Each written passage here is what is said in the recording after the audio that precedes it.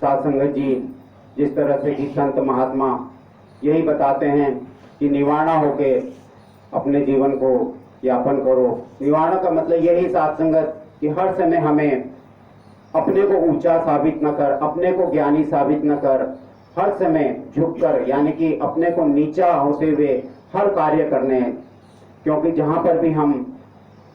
नीचा होकर कार्य करते हैं साध संगत, वहां पर कार्य बनते ही हैं। साध संगत किसी बड़े ऑफिस में कोई अरदास लेके जाते हैं, अर्जी लगाते हैं साध संगत, तो वहां पर भी हम झुक के सेवा के भाव से नमन करते हैं तो हमारा काम बनता ही है। और अगर साध संगत वहां पर भी हम अकड़ करके खड़े और अकड़ करके बात करते हैं साध संगत, यानी कि अपने को ऊंचा साबित करें, तो साध संगत बात बनने वाली नहीं। यही सदगुरु बताते हैं साध संगत, ये आम जीवन में भी ये घटनाएं होती हैं, बस हम ध्यान नहीं देते साध संगत। लेकिन जब सदगुरु के इस तरह साध संगत हम सत्संग में बैठे होते हैं साध संगत, तो एक एक बात ध्यान आती है। सदगुरु ये बताते हैं कि किस तरह से हमारा जीवन चल रहा है, किस तरह वही बात यहाँ पर भी लागू होती है और हमारे जो सांसारिक जीवन है वहां पर भी लागू होती है साध संगत। जीवन बदल जाता है तो वो सिर्फ सत्संग में ही नहीं बदलता,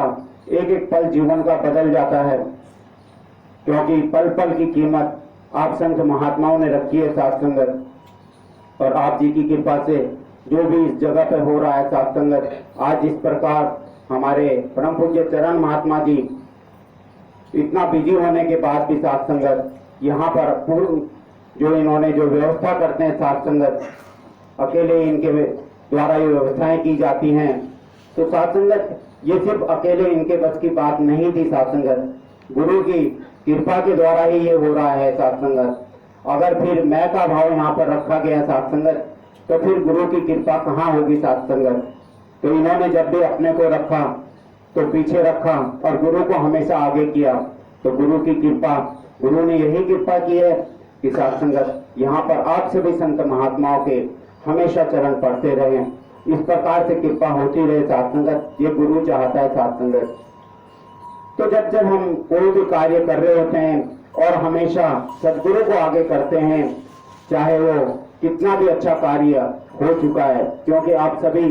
इस जगह पे जहां पर भी कार्य कर रहे हैं वो सब सदगुरु की कृपा से होते हैं। कोई भी कार्य हम अपनी इच्छा से नहीं कर पाते साध संगत, क्योंकि कई बार देखने को ये मिलता है साध संगत कि हम तो कुछ बड़ा करने की सोचते हैं और हमसे कुछ छोटा भी नहीं हो पाता। तो ये तब समझ आता है जब हम इस तरह आप संत महात्माओं के नजदीक होते हैं, उनसे कुछ शब्द सीख रहे होते हैं साध संगत, तो संत महात्मा ही ये बताते हैं कि तुम कुछ भी नहीं करते हो, करने वाला सिर्फ एक है साध संगत। और साध संगत बात तभी समझ आती है जब इस तरह से ये बैकुंठ धाम लगा होता है और यहाँ पर साध संगत हर एक महात्मा विचार रखता है, गीत रखता है,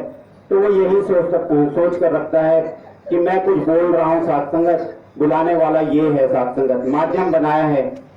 क्योंकि आपको खुद भी पता नहीं चलता कि आपने क्या कह दिया साध संगत, जो दूसरे के जीवन को बदल रहा है। तो साध संगत बात ये दूसरे को बदलने आप नहीं आए थे, आप खुद को बदलने आए थे, लेकिन आपके एक शब्द ने साध संगत दूसरे के जीवन को ही बदल दिया।